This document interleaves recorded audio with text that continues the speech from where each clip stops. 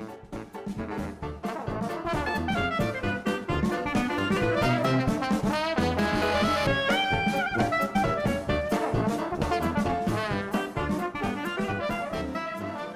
like to welcome you, Tom Perski, to this interview. Thank you. It's great to be here today. So tell us a little bit about your background. Sure. I've been working in the field of low vision rehabilitation since the 1980s. Worked with a group called the Wheaton Eye Clinic and the Dyke Center for Vision Rehabilitation for 8 years. But I myself was diagnosed earlier with that, around 19 years old, with Stargardt macular dystrophy. And so this is something that I went through, the loss of vision in my early 20s.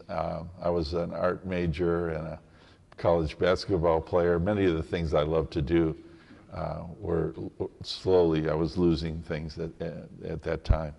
So tell us a little bit about the features that you think are important in the Iris Vision platform for visually impaired people. So it's really, the word platform really comes to my mind that you mentioned there is software, of course, is a thing that can be manipulated, changed, improved upon day after day, month after month.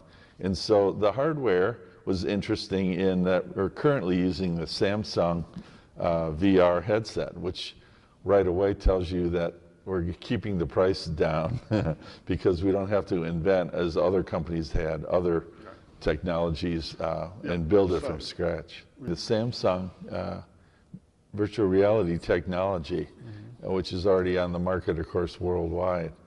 And it's lightweight, it's comfortable on a person, wearing it as a person, either indoors or outdoors. But what's unique about Iris Vision is the work that was done by Dr. Frank Werblin, one of the co-founders, in the vision scientists from Berkeley, University of California, and Ahmad Khan, a software engineer and leader in Silicon Valley, who has put together a platform that can be added to, changed, increased, made beneficial. For instance, it was launched earlier this year in 2017, and we already have launched a whole new 2.0 operating system. And so contributions that have been made from feedback from all the many prestigious universities and the work from Dr. Bob Massoff at Johns Hopkins. Recently received a large grant from the National Eye Institute to continue the development of the product. So the software, I think, is the key, although the hardware makes it really easy to use. For instance, it's very simple. When a person would put this on, one simple gesture would be to swipe. There's this touchpad here that acts kind of like a mouse. You're now on version 2.0 of the software. What are the features of that upgrade? So version 2.0 allows a person to select up to 6 scenes or views through the device for different purposes. So when a person places the unit on, there is a focus screen which allows a person to manually focus sharpest vision possible. You would wear it over your prescription glasses, and then hitting a simple mode button on the side would bring you into what we call the scene mode or the live mode. It would start out in the full screen of 70 degrees field of view, and then as you swipe on the touchpad, simply in would zoom in. And so you can get up to 12 times magnification, or 12x at distance, or going back the other direction, being able to swipe all the way back or anywhere in between. So it really is simple. There's no cord, there's no battery, there's no knobs to turn or whatever. And I think that's what's really the neat simplicity about the Iris Vision. So after a person's used the scene mode and they've got pretty good at using it, it automatically focuses very, very quickly. You could look down and read. You could play cards or play music. You could look across the room, see faces, go back to your reading, and it's almost instant.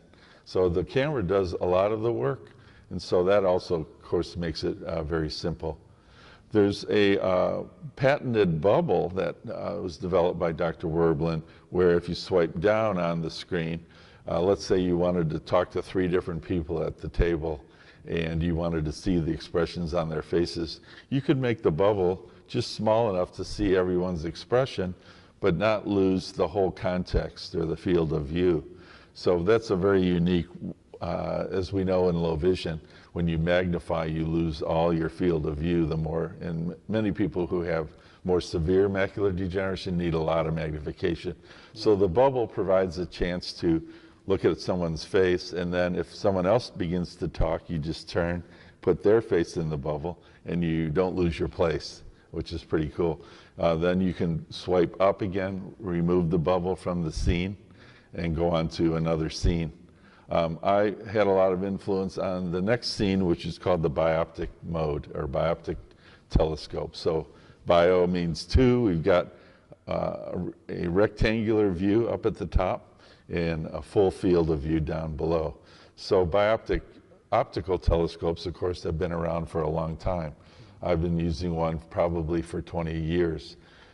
It's optical lenses, mine is 3x, for instance, but that can't be changed. So if I'm in a situation where I need more than 3x, it's limited to just the optical lens. This bioptic telescope, you can actually zoom in, go from 3x to 8x to 6x, back to 3x, depending on what you're looking at and how far that person is away from you. It's not used for walking or for driving. People ask me that because bioptic telescopes are allowed in some states for driving. This is a digital bioptic that's used for museums or a concert or an art gallery and those kind of situations where you still want to see the context of what you're looking at and then zoom in without having to always use your finger. You just drop your chin, look through the top, and then look through the bottom, look through the top, look through the bottom.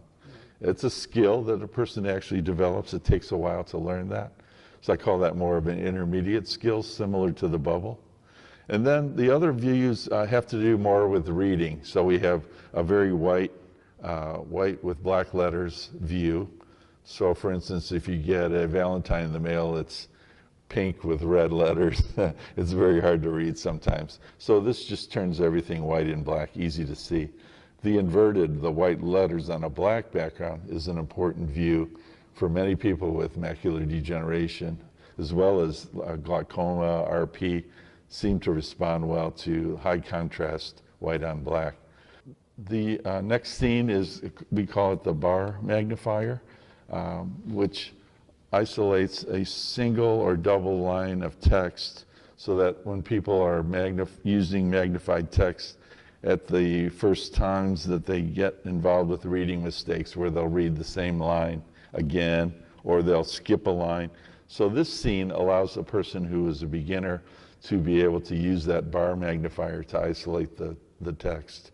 And then also there's some colored backgrounds. So if a person's reading for an extended period of time, all the white coming off the screen can be, the glare and the reflection can get long. So we have like a green background or a yellow background, which is easier to read. It provides more contrast, but it's more soothing to the eye. Yeah. Did you work with the software companies? It's been really a great opportunity to work closely with Dr. Werblin, where we'll sit there every other week with the software team. Yeah. And they've assured us that they can do all kinds of things. Every answer I ask them is, yes, we can do that. Yes, we can do that. So with the guidance from Dr. Werblin, myself, and whatever, to give them ideas of how we can continue to build it. And so it's limitless, so we have to prioritize, of course, what are we going to go for in the next version.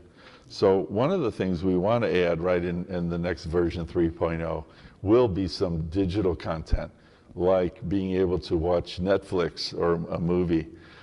This virtual reality technology currently has a place where you can take a photograph, and when you take a photograph inside a VR headset, it looks like a giant movie screen. And if you're facing the wrong direction, it's kind of dark, like a movie theater. And then as you turn your head, there's the giant screen. So imagine being able to watch television or movies on the giant screen, and then also the ability to zoom in, bring that screen closer. And then by panning around with your head, a person can magnify the screen and see the faces in the movie. And it's quite a exciting view when you first put it on, to see something that large. It feels like it's a giant screen TV right in front of, right in front of your eyes. So we're going to be adding some of those digital features to the next version. As the hardware improves, is the software extensible so that it can take advantage of, say, increased resolution, higher, a greater ability to differentiate objects in low light? Exactly, yeah. So the question about hardware changes, that we are, as a company, looking all the time at other technologies and keeping abreast of what's out there. For instance, recently Google came up with a headset called the Google Daydream. And so we saw it, we evaluated it, we've done some prototypes of retrofitting the Samsung product onto the Google Daydream. It's lighter, it's easier, to wear. Google Phone would be something that would probably come in the future, where as the technology evolves, the hardware evolves, we're able to look at and evaluate all of those technologies, and then, because we're more a software company, to be able to put those things into the best hardware system. I think this is an extraordinary contribution to the field, Tom. Tell us about your plans for the next 18 months. So obviously the wearable technology for low vision persons is new to many clinicians and practitioners. And so what we found is, the education, going out there to be able to demonstrate this to the Veterans Administration, to state departments of rehabilitation, as well as doctors and clinics and distributors. We have continued to go across the United States, and probably in about 35 states right now, over 60 clinics in areas. As I mentioned, UCLA and Stanford and Johns Hopkins, they've all been showing the unit. But what's been happening recently is, because it's such a hot topic, that people are doing research. And for instance, at the Academy of Ophthalmology, we're being asked by many, many countries from around the world, from the Middle East, from Asia now, from Europe. We also were contacted by Vision Australia, which is a large nonprofit organization, has 22 centers. So we were able to go over to Australia to train their staff, and they are dispensing Iris Vision now as the only product that they show. So we have lots of work ahead of us in the next 18 months to get the product out. My background in rehabilitation, I would like to use the software in a different way. For instance, persons with macular degeneration who have a large central scotoma in both eyes, maybe have never been trained in eccentric viewing techniques, finding the best spot for vision. Not only finding the spot, but being able to fixate and hold that spot while letters or numbers are introduced. Even a line of text could be introduced. That's an important skill for a person with macular degeneration. So part of the vision rehabilitation program in the software will be for training people how to eccentrically view and be able to maximize their vision. Once they have that skill, of course, they can use that for everyday life, pouring liquids, reading, even walking. Where do you place your best eccentric viewing point when you're doing that? Those are skills that a lot of people, even though they've been to maybe a center or a low vision center, have not had the training that they need in order to maximize that skill with any device really that a person has with low vision. So that's going to be all included. No one's has attempted that yet also, so we're quite excited about some of these new features. Another new feature would be probably also in that 18-month period might be to do a little bit of telemedicine. For instance, if a patient did own this device, and let's say they had some new vessel, new neovascularization, and they received an ILEA shot or something like that.